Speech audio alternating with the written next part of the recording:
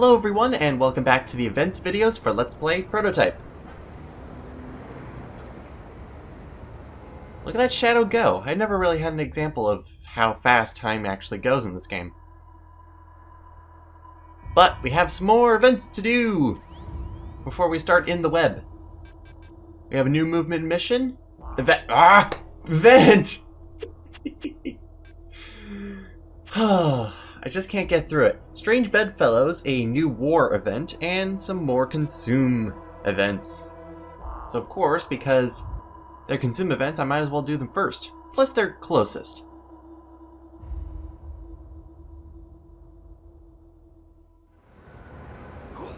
The one thing I actually haven't noted about consume events is that they actually switch location if you don't go for them first. So it's best to get them out of the way so you're not going around the map. Probably nothing, but I'm gonna look. Oh yeah, probably nothing. Something just exploded right next to you. No? You gonna look? No? I will make you go look because now I am you! So I kinda lied. There's actually a fourth type. Military base destruction. Yeah, finally time to actually go ahead and start destroying bases on our own time, which is a bit difficult.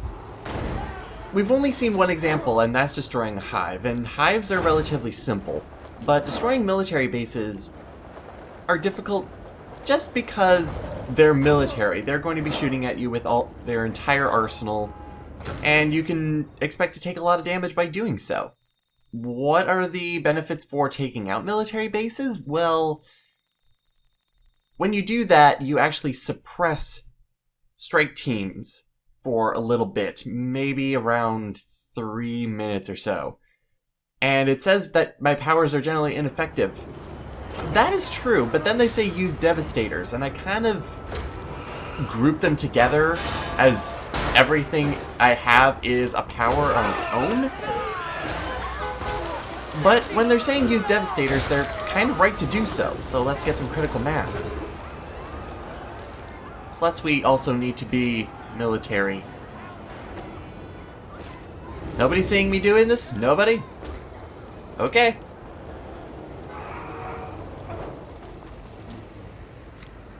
So usually the key way of taking down military bases or hives, or any large building that you can destroy, is by using devastators. The graveyard devastator that we have now is honestly the best one to do so because it does the most damage. As you can see, a third of the base's health just disappeared. However, to just bring around the spice of life and variety, I'm not going to do it 2 more times in order to take it down. So let's see what a tank is able to do at this point.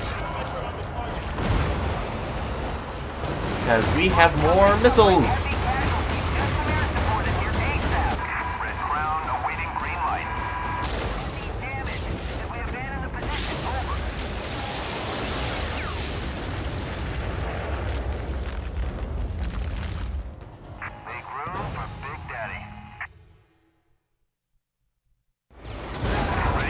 And you can see how fast they take down tanks too, but there is half of the easy level events for consuming military.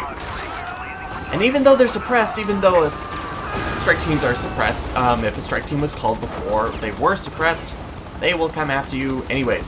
So, while I get rid of those, let's just go on and head on over to the infected consume event.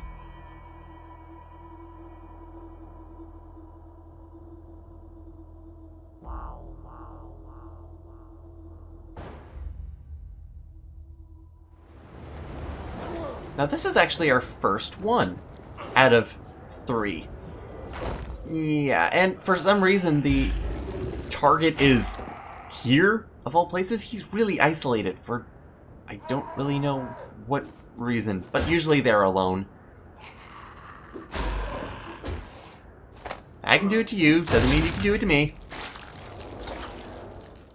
So I've said before that infected consume-ish events don't really have much variety, and they don't. A majority of them are destroying hives, which is relatively similar to military bases, but like I said before, they're kind of easier. Mainly because hives are more natural and more organic than bases are. I'm trying to do some sort of comparison. Later on, as the game progresses, hives and bases get more powerful, and the military have bases get more powerful based on the amount of upgrades, the amount of armor, the amount of weaponry they have in order to defend it. Hives don't really have that benefit. It's more natural upgrade. We also get this little blurb, which is pretty much identical.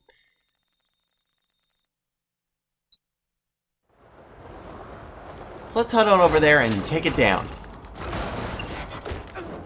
Now, for comparison's sake, I will also be using a Devastator in order to take this thing down. But look at the difference. This Devastator actually took down half of the hive's health, which means that hives are generally weaker than military bases. I want to avoid a missile. Nope. Couldn't do it. But let's do it for a second time for good time, old time's sake.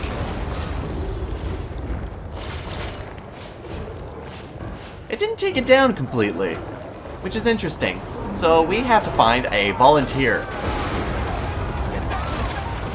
You, sir, be a service to your country. Go!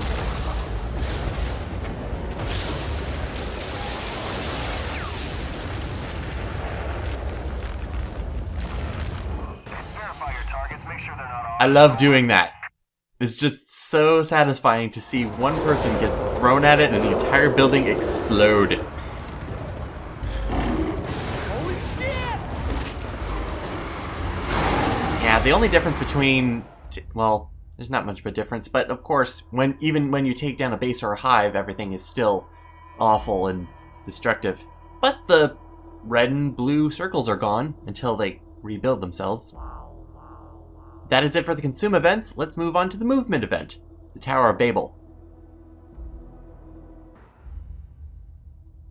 That may be Babel, whichever you prefer. So we're on an edge of an infected zone here. You can see kind of the difference between them.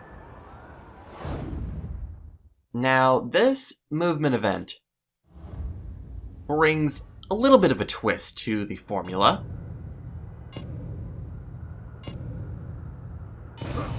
This one combines high elevation changes with quick 90-degree turns, roughly. This movement event is also very short, so if you're a little bit flustered on where the locations of these waypoints are, you're probably going to be doing them a couple times in order to get the time that you want. But it's relatively simple once you get the hang of it.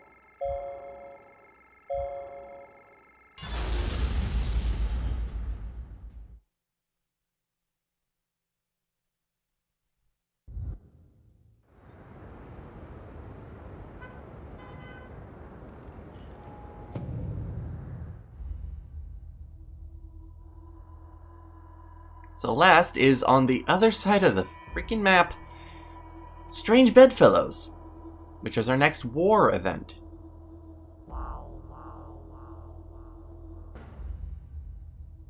Why is it called Strange Bedfellows, though? It's an interesting title, sure.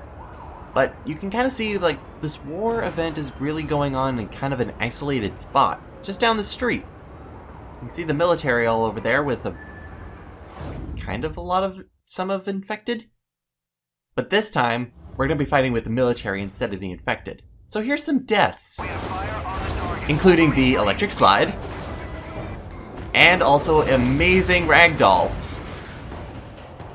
I had to do this event a couple of times.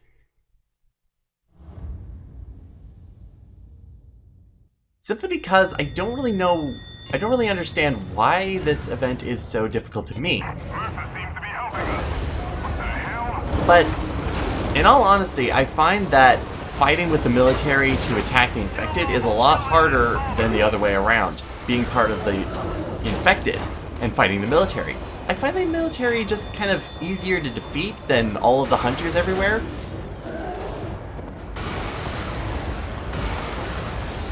I think it's at it. Good job. Especially with the amount of hunters that are everywhere. Bulldog 3, we are leading. I think there's 5?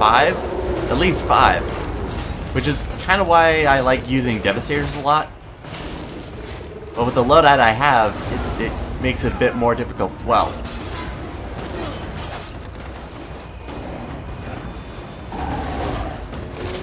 But it's not so much as the difficulty of taking down the hunters is, it's the difficulty of taking down the evolved infected that are around everywhere, that are falling from the sky. Because, I don't know about you, but they're kind of an annoying thing to hit sometimes. They just come down off the walls, and because of their increased amount of health, it's a bit of an annoyance in order to actually hit them and do some decent damage and continue on.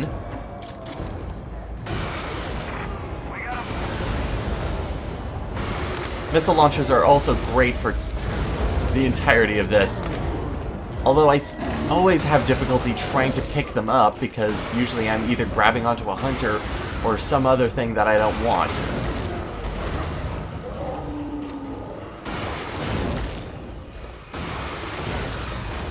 There we go. Now the last are these rampant little buggers.